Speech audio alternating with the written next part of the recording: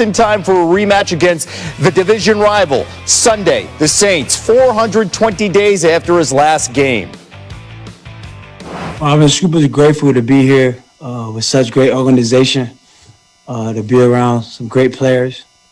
For me, first and foremost, being away from the game a year and a half, just to see, be able to be a part of the process and be out there with the guys today was surreal, something I don't take for granted, something I have a great appreciation for, a better perspective about, and a lot of gratification to do what I love, man.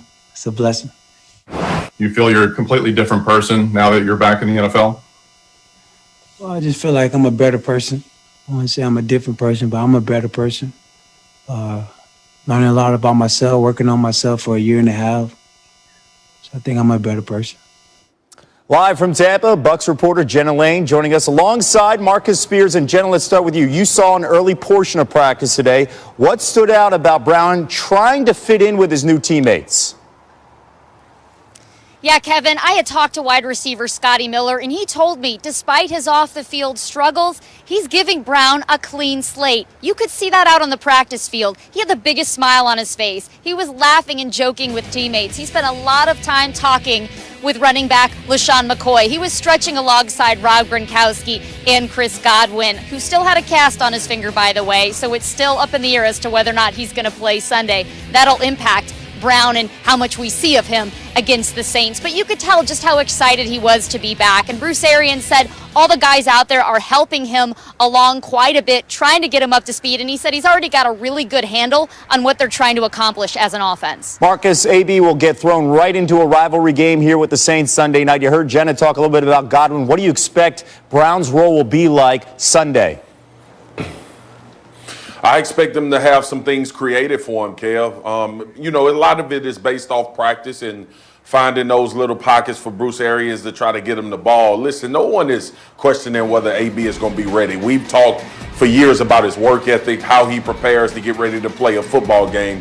And the second thing is this. You don't sign Antonio Brown to try to figure out what you're going to do with him. You already have some type of idea of the situations that you want to put him in. You think back to week one when this team played, and you look at how Tom Brady was trying to get a feel for all of the receivers and trying to figure out how this offense was going to operate and come along. We've seen them do that as the season has grown. Tom Brady has familiarity with Antonio Brown. They see and feel things in a similar fashion on the football field. So I expect them to have more than 15 plays, and I expect them to touch the ball at least 6 or 7 times in this game. Brown's workouts are well known around the league, but he's just played one game in the last 23 months. We'll see how this plays out. Jenna Lane, Marcus Spears on the first day of practice with the Bucs for Antonio Brown.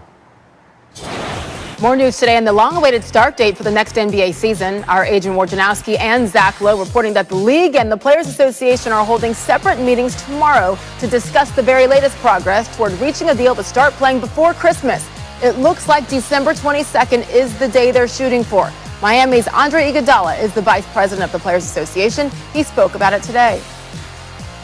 Well, I think we're trying to get a good feel for the full body of players and getting them an understanding of what the climate looks like, all different scenarios, what it looks like, starting in December, what it looks like starting in January. But, I think our number one concern is player health, being in the COVID environment, and also that quick turnaround. We're only 3 weeks out from the NBA Finals. So, like I said before, we always think of player health as the number one factor, and all the decisions that we make, and being in this COVID environment, first and foremost, and at the same time, the recovery of some of the teams that went late in the season. NBA reporter Brian Windhorst joins us now live on SportsCenter. And Brian, those are valid points, questions from Iguodala and the Players Association. 48 days from now is when the season could begin. So what needs to happen in order for that day, December 22nd, to become the official start date? Well, Sage, tomorrow, both the Players Association and the Board of Governors, the owners, are going to have meetings to ratify this agreement. And the expectation is that it will be ratified, and we will have scheduled NBA basketball during Christmas week. This has been something that's been negotiated heavily over the last couple of weeks, and they really kind of came to a compromise, Sage.